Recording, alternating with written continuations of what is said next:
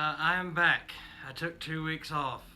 We had a technical difficulty one week, and last week, now I feel like a fool because my answer was going to be that I never have regretted the gear that I've lost or sold or whatever because I've always moved in the upper direction in terms of quality. And so I thought, well, if I'm going to have to just give a boring answer, I guess I'll step the week out. And a lot of my mates did the same thing and just talked about the fact that when they've lost gear, it's always been for a positive and not really for negative, save for a couple of very special bases. Okay, so this week we have an awesome question. Why and what caused you to decide to become a bass player? I personally claim the moniker, and it's nothing new to anybody that knows me, of bass guitarist, a term coined, as far as I know, by the late, great John Entwistle. When I was 9 years old, I got my first bass guitar, and what had caused me to want to learn was failing at the F chord on guitar, but also my uncle played bass in the church. I had a cousin who was a six-string bass player, the first time I'd ever seen that, also in church, and I could hear melody. I didn't have any education, didn't have anyone to teach me how to play, but I instinctually could pick up on melody. So the bass became kind of had a pull to me. Fast forward though to 2014. I got word that there was a blues club in Atlanta, Georgia that was doing a weekly jam. And I had not been out actively seeking gigs, playing in bands. I had very strictly just played in church and listened to all kind of music, but never sought out working. I began going to that jam. It was the legendary Darwin's Burgers and Blues jam every Thursday night. And I very quickly realized my learning curve because in a matter of just a few weeks, my playing changed forever. As a matter of fact, a man who became a very dear friend and recently passed away due to cancer, he looked at me eyeball to eyeball, my very first time on a blues stage. He let the secondary guitarist have a lead, and he turned around, looked at me, and said, "What are you doing?" Because, like I said, I've never had instruction in how to play, so I was playing around the chords, which was not what you do in blues.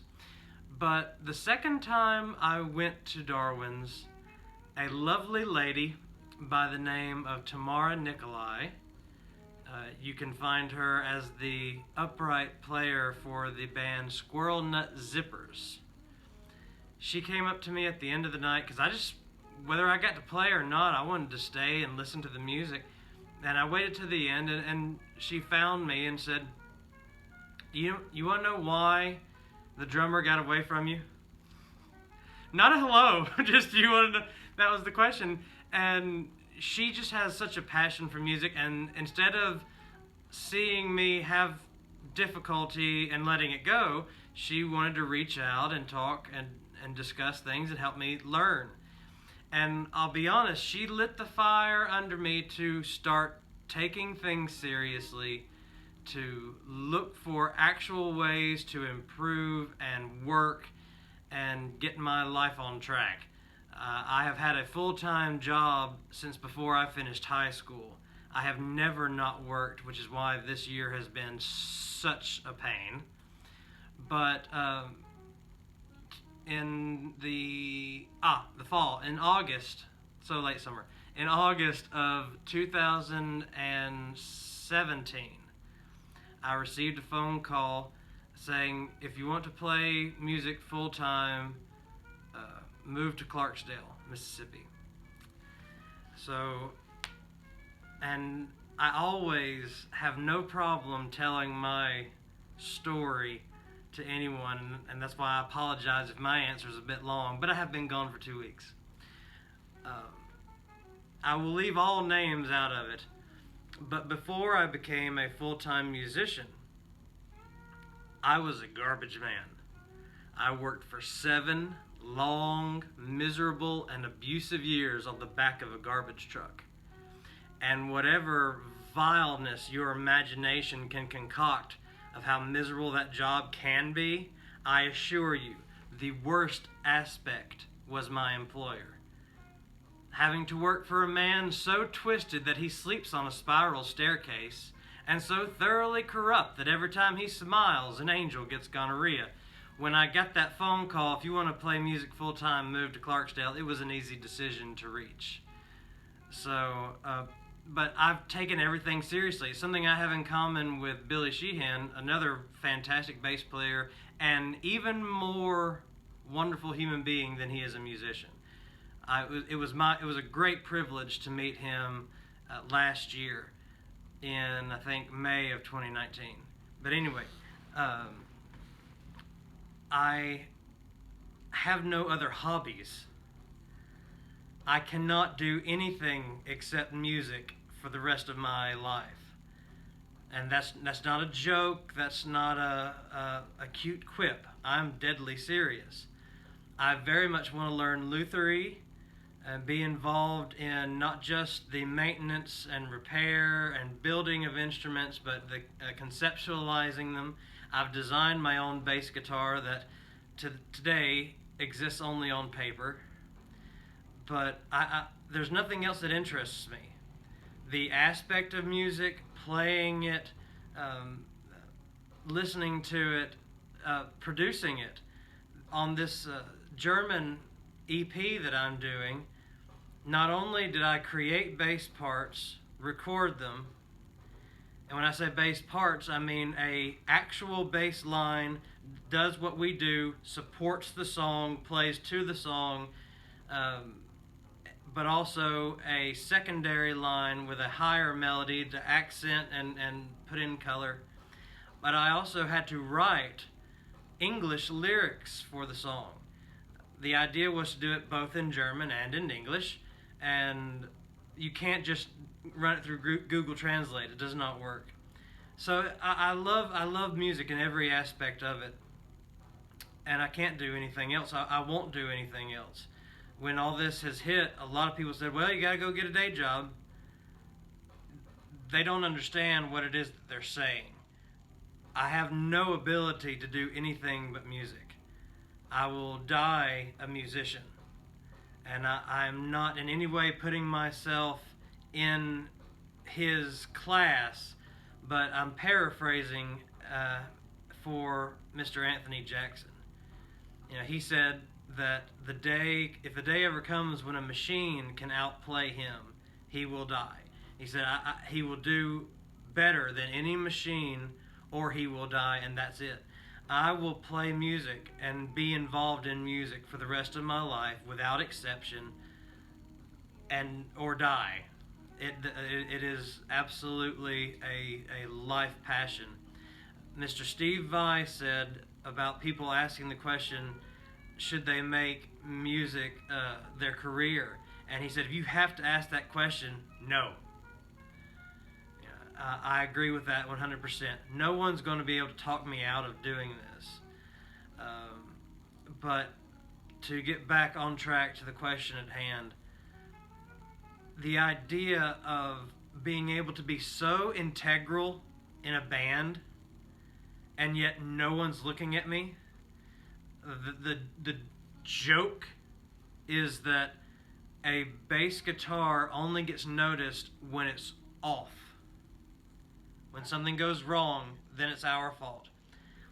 That's a joke or whatever, but I actually love the aspect of being able to play, and I can affect how the front person sounds, both positively and negatively. My job, what I have embraced, even though I love doing extra melodic, percussive, all that, I love it.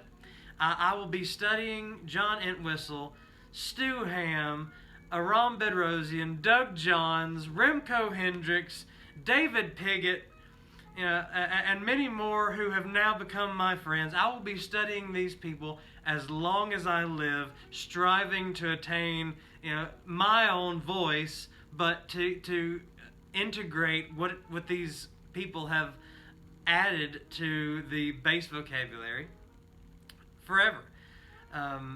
But even though I love all that stuff, my job when I work for tomorrow, I'm doing a wedding, and I'm working for this lovely pianist. It'll be bass, drums, piano. That's it, and it's always fun. The drummer is just the best.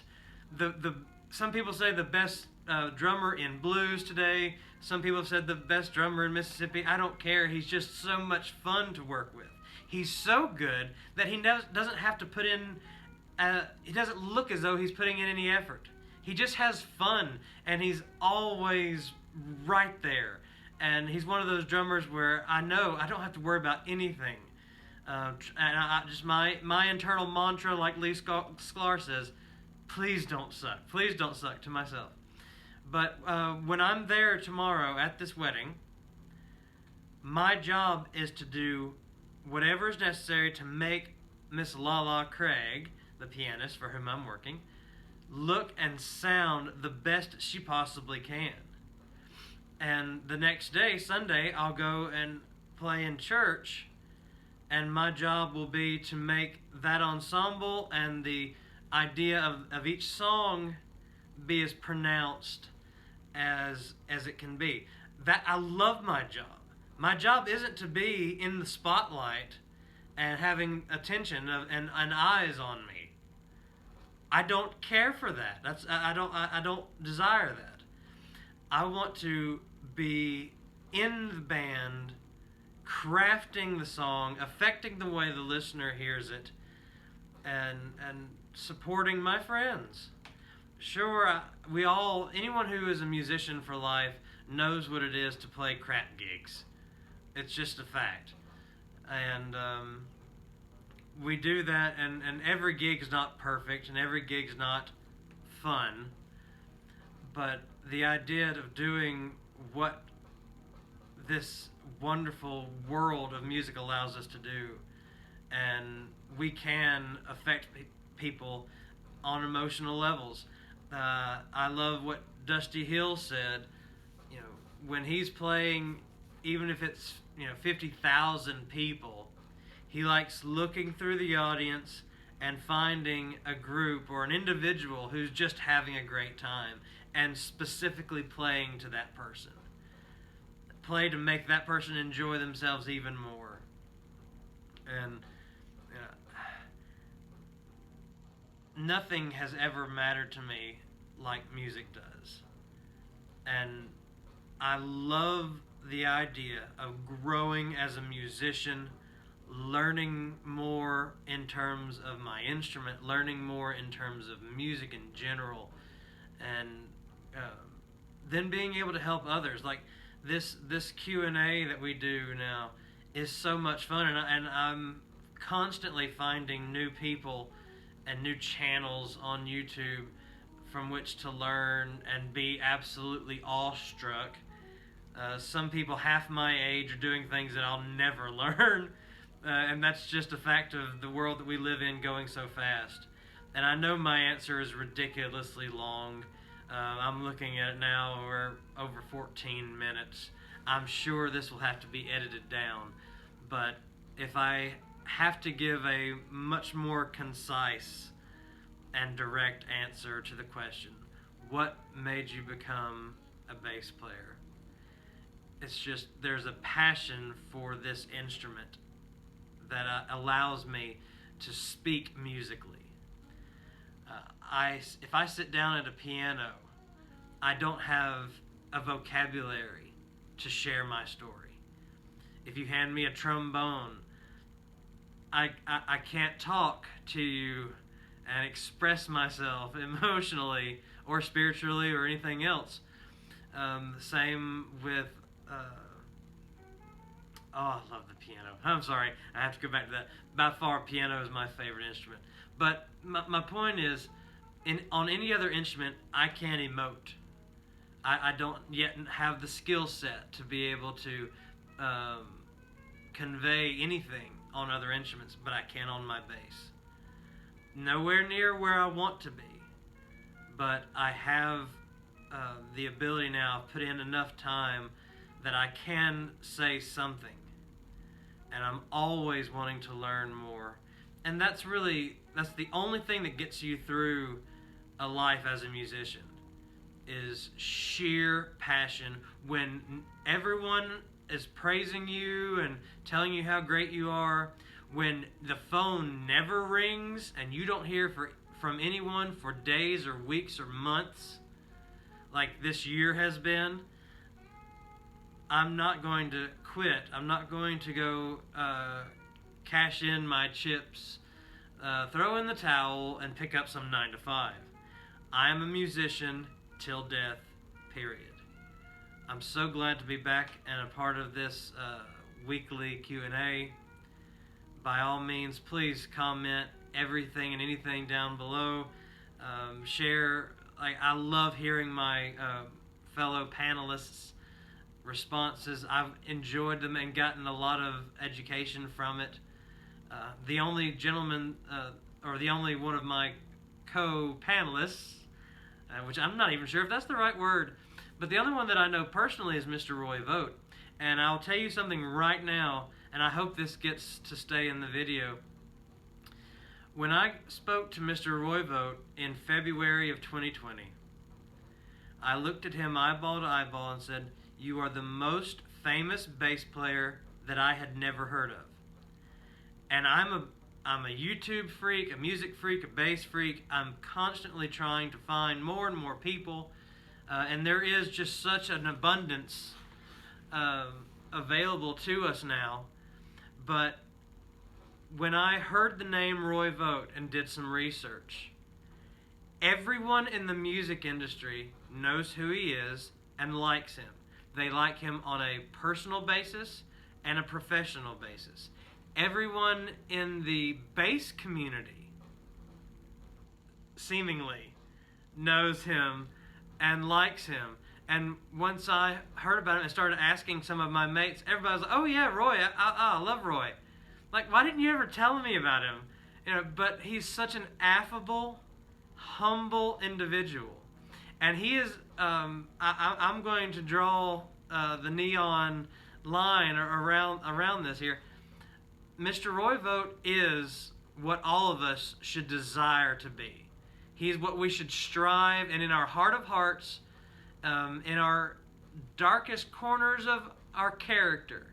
And I love the statement of character is what you are and who you are when no one is looking. He is what we should strive to be, because he is exceedingly educated, exceptionally skilled, and humble. He is a fantastic person just to know. And what he has said, what Lee Sklar has said, what Kenny Aronoff has said, 90% of this business is networking. Yes, you have to be skilled on your instrument, but being skilled doesn't mean you're going to work. It doesn't mean you're going to have a career. What allows you to work is having and being able to build relationships with people. So far, every band leader, every music director that has ever hired me has hired me a second time.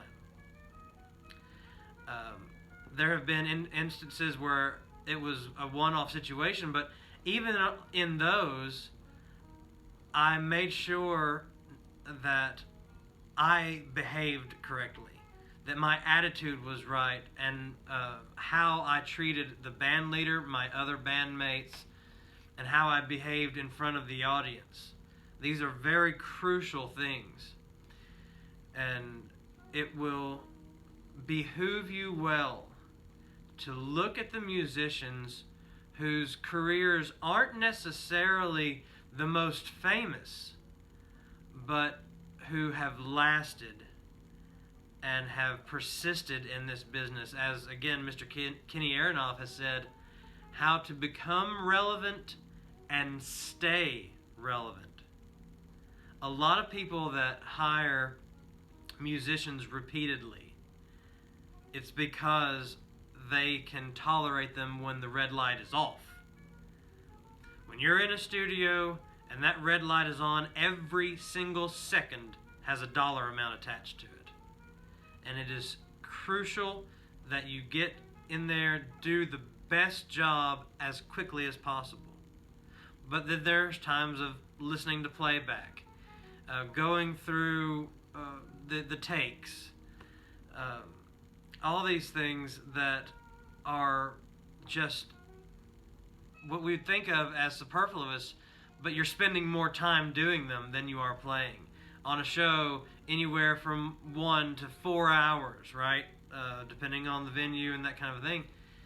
But if you're on tour, you're with these people for weeks and weeks and months and all that. So being able to just be tolerable. When I'm on tour, I tend to keep quiet. I'm a pretty solitary type guy. I'm always polite and respectful. Doesn't matter how anyone else behaves. I keep myself at a standard of just being polite, respectful, and kind to everyone that's involved with the tour. I'm generally quite quiet, and I'll prepare. And when it's time to get on stage, you turn it on, and everything matters. Everything is, we've got to be right there. We got to do the best job possible. And that's my personality. Some people always want to talk with you when you're on the bus. It's like having a conversation or talking about this movie or talking about this book that they've read or whatever. So I'm not telling you to copy anyone's personality, much less mine. I wouldn't wish that on anyone. Always be yourself, but you have to learn to be personable. And that is so much more important than being a skilled musician. And God bless Mr. Dale, because this video is going to take some serious editing. And I thank you guys so much for coming out week after week and asking these questions. It is so much fun to do. And I look forward to next week's. So, yeah. What made me become a bass player? Love and passion for music and being able to communicate with my bass. See you guys next week.